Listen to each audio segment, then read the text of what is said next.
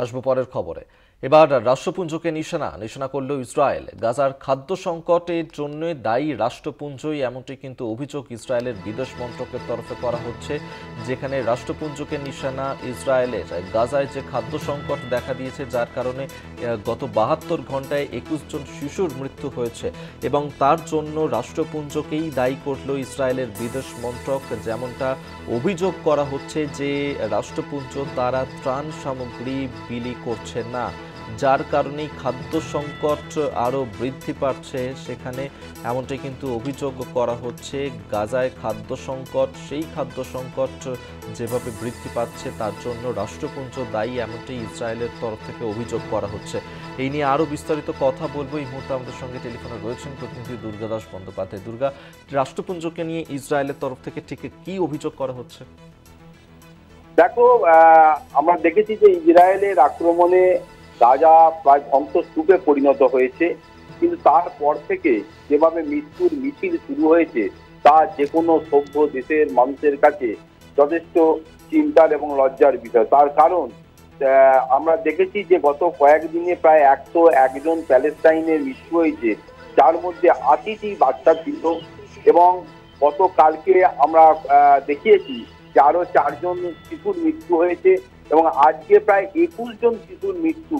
এইভাবে সাধারণ নিরীহ মানুষ এবং শিশুর মৃত্যুর যে মিছিল ক্রমশ দীর্ঘ হচ্ছে, এবং এইটা নিয়ে এখনো পর্যন্ত যা দেখা যাচ্ছে যে এই যে রাষ্ট্রপুঞ্জ থেকে শুরু করে amnesty international, UNESCO, international red cross society, এরা যেভাবে উদাসীনতা দেখাচ্ছে, আমরা কালকেও আমরা এটা দেখিয়েছি যে এদের উদাসীনতার জন্যও যথেষ্ট ত্রাণ সামগ্রী পৌঁছানো, চিকিৎসার ব্যবস্থা করা, খাদ্যের ব্যবস্থা করা, এই অভুক্ত মানুষ যেভাবে না খেয়ে প্রতিদিন মারা যাচ্ছে, শিশুদের মৃত্যু হচ্ছে, এটা নিয়ে রাষ্ট্রপুঞ্জের যে ভূমিকা থাকার কথা সারা পৃথিবীর মানুষ যা প্রত্যক্ষ করছে, এই রাষ্ট্রপুঞ্জ কিন্তু সেই দায়িত্ব পালন করছে না, এবং এই রাষ্ট্রপুঞ্জকেই এবার নিশানা করেছে ইসরায়েল। ইসরায়েলের সরকারের পক্ষ থেকে বলা হয়েছে গাজার যে খাদ্য সংকটের জন্য রাষ্ট্রপুঞ্জকে তারা দায়ী করছে, তার কারণ ইসরায়েলের বিদেশ মন্ত্রক অভিযোগ করেছে যে ইসরায়েলের পাঠানো ত্রাণ বিতরণ করছে না রাষ্ট্রপুঞ্জ।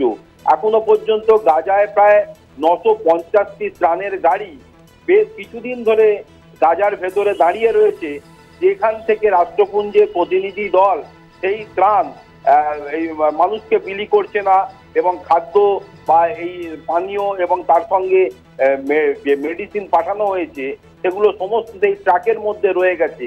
৯৫০টা ট্রাক বেশ কয়েকদিন ধরে দাঁড়িয়ে থাকার ফলে একদিকে যখন মৃত্যুর মিছিল ক্রমশ বেড়েই চলেছে, তখন এই ধরনের অপদার্থতা বিশেষ করে রাষ্ট্রপুঞ্জের, সেটা কিন্তু বিশ্বের মানুষের কাছে উঠে আসছে, এবং রাষ্ট্রপুঞ্জ সঙ্গে ইসরায়েল এবং অন্যান্য যারা রয়েছে যে সমস্ত সংস্থাগুলো, তারা দোষারোপের খেলা বন্ধ করছে না, তারা একে অপরের দিকে আঙুল তুলতে দোষ দিচ্ছে, অথচ যত দিন যাচ্ছে শিশু মৃত্যু থেকে সাধারণ মানুষের মৃত্যুর মিছিল বেড়েই চলেছে।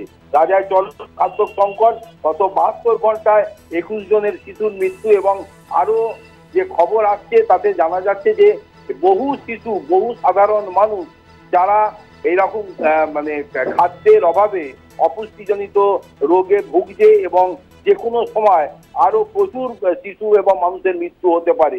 তাই যত শীঘ্র সম্ভব রাষ্ট্রপুঞ্জের থেকে শুরু করে রেড ক্রস সোসাইটি থেকে শুরু করে ইউনেস্কো থেকে শুরু করে যারা রয়েছে, তারা একে অপরের দোষারোপ বন্ধ করে যত দ্রুত সম্ভব এই ৯৫০টা ত্রাণ এবং আরো ত্রাণ, প্রয়োজনীয় ত্রাণ এবং মেডিসিন এবং পানীয় জলের বিলি করবে, মানুষের কাছে পৌঁছে দেবে, তত দ্রুত মানুষ আরোগ্য লাভ করবে এবং মৃত্যুর মিছিল ক্রমশ বন্ধ হবে বলে মনে করছে ওয়াকিবহাল মহল। ধন্যবাদ দুর্গা তোমায়। দুর্গাদাস বন্দ্যোপাধ্যায় আমাদের সঙ্গে টেলিফোনে ছিলেন প্রতিনিধি।